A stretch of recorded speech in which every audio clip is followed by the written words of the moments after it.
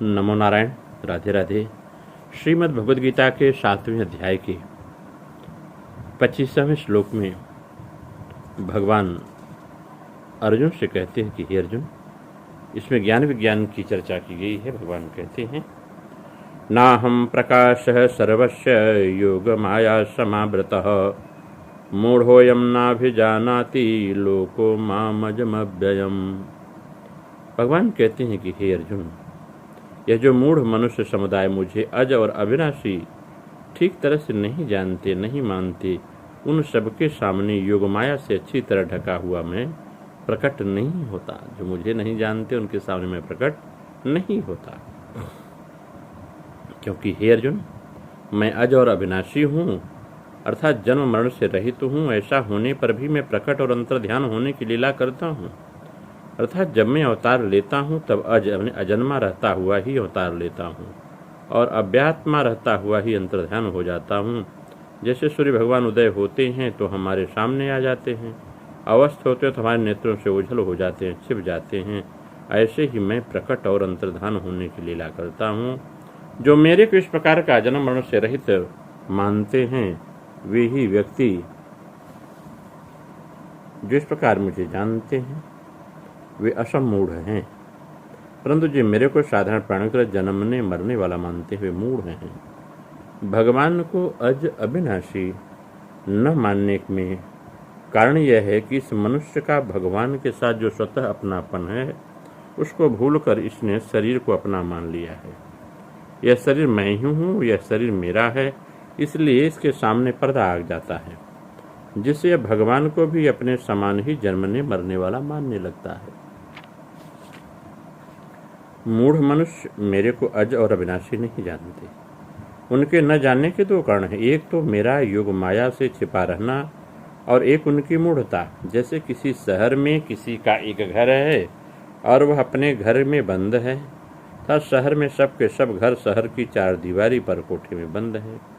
अगर वह मनुष्य बाहर निकलना चाहे तो अपने घर से निकल सकता है, पर शहर की चार दीवारी से निकलना उसके हाथ की बात नहीं है। हाँ, यदि उस शहर का राजा चाहे तो चार दीवारी का दरवाज़ा खोल सकता है और उसके घर का दरवाज़ा भी खोल सकता है। अगर वह मनुष्य अपने घर का दरवाज़ा नहीं खोल सकता तो राजा उस दरवाजे को तोड़ देता है। ऐसे ही यह प्राणी अपनी मूढ़ता को दूर करके अपने नित्य स्वरूप को जान सकता है, परंतु सर्वथा भगवत का बोध तो भगवान की कृपा से ही हो सकता है। भगवान जिसको जानना चाहें वही उसको जान सकता है। सोई जानई जिह देव जनाई, जानत तुम्हें तुम्हें हुई जाई। अगर मनुष्य सर्वथा भगवान के शरण हो जाए तो भगवान उनके अज्ञान को भी दूर कर देते हैं और अपनी माया को भी दूर कर देते हैं। इस प्रकार नाहम प्रकाश सर्वस्व योग माया समावृत, उन सबके सामने था उस मूढ़ समुदाय के सामने मैं भगवत रूप से प्रकट नहीं होता, कारण कि वे मेरे को अज अविनाशी भगवत रूप से जानना मानना ही नहीं चाहते, बल्कि वे मेरे को साधारण मनुष्य मानकर मेरी अवहेलना करते हैं। अतः उनके सामने मैं अपने भगवत स्वरूप को कैसे प्रकट हूँ। तात्पर्य है कि जो मेरे को अज अविनाशी नहीं मानते बल्कि मेरे को जन्मने मरने वाला मानते हैं, उनके सामने मैं अपनी योग माया में छिपा रहता हूँ और सामान्य मनुष्य जैसा ही रहता हूँ। परंतु जो मेरे को अज अविनाशी और संपूर्ण प्राणियों का ईश्वर मानते हैं, मेरे में श्रद्धा विश्वास रखते हैं, उनके भावों के अनुसार मैं उनके सामने प्रकट रहता हूँ। भगवान की योग माया विचित्र विलक्षण अलौकिक है। मनुष्यों का भगवान के प्रति जैसा भाव होता है उसके अनुसार वे योग माया समावृत भगवान को देखते हैं। यहाँ भगवान ने कहा है कि जो मेरे को अज अविनाशी नहीं जानते वे मूढ़ हैं, और आगे कहा कि देवता और महर्षि मेरे प्रभु को नहीं जानते। इसमें शंका होती है, भगवान को अज अविनाशी नहीं जानना और उसके प्रभु को नहीं जाना, ये दोनों बातें तो एक ही हो गई।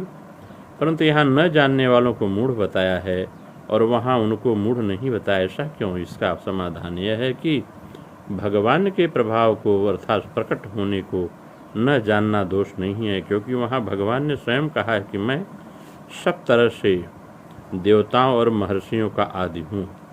जैसे बालक अपने पिता के जन्म को कैसे देख सकता है, क्योंकि वह उस समय पैदा ही नहीं हुआ था। वह तो पिता से पैदा हुआ है, अतः उसका पिता के जन्म को न जानना दोषी नहीं है। ऐसे ही भगवान के प्रकट होने के हेतु को पूरा न जानना देवताओं और महर्षियों के लिए कोई दोष नहीं है। भगवान के प्रकट होने को कोई सर्वथा ज्ञान जान नहीं सकता, इसलिए यहाँ देवताओं और महर्षियों को मूढ़ नहीं बताया गया है। मनुष्य भगवान को अजविनाशी जान सकते हैं, अर्थात मान सकते हैं। अगर वे भगवान को अजविनाशी नहीं मानते तो उनका दोष है, इसलिए उनको यहाँ मूढ़ कहा गया है। जो बुद्धिहीन मनुष्य भगवान को नहीं मानते, भगवान अवतार काल में सबके सामने प्रकट होते हुए भी उनके सामने प्रकट नहीं होते, वास्तव में भगवान का अप्रकट रहना चाहते नहीं, पर जो उनको नहीं मानते उनके सामने वे कैसे प्रकट हों। अवतार काल में भगवान लौकिक रूप से दिखने पर भी वास्तव में सदा अलौकिक ही रहते हैं, परंतु राग द्वेष के कारण अज्ञानी मनुष्य को भगवान लौकिक दिखते हैं और भगवान रूप से न दिखकर मनुष्य रूप से ही दिखते हैं। अगर हम इसकी क्रियायोग के माध्यम से व्याख्या करें तो बात बड़ी स्पष्ट होती है कि भगवान को या परमात्मा को सभी जान सकते हैं और समझ सकते थे, परंतु कोई समझ नहीं पाता। क्यों? क्योंकि जीव की साधारणतः अन्य वस्तु में आसक्ति होती है, इससे उसका ज्ञान समाच्छादित होता है। इस ज्ञान के आवरण को भेद कर सकते हैं ज्ञानी जन, अज्ञानी नहीं भेद कर सकते। इसी कारण वह उनके चिर स्थिर नित्य स्वरूप को नहीं समझ पाते।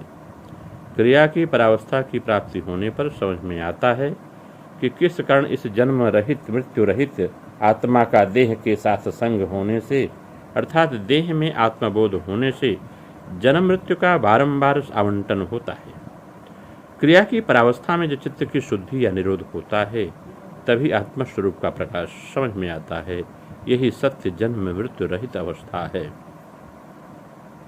वह ज्ञानेंद्रियों के द्वारा ग्राह्य नहीं है, कर्मेंद्रियों के द्वारा भी अग्राह्य है।